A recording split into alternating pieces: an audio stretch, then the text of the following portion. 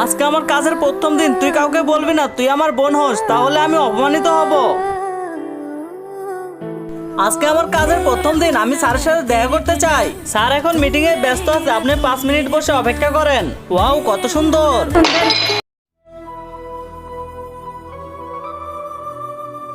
আরে এটা আবার কে ভাঙলো? এটা হচ্ছে পুরো এন্টিক, পাওয়াই যায় না। এটার দাম পুরো 20,000 টাকা। এটা তোমার বেতন থেকে কেটে নেব।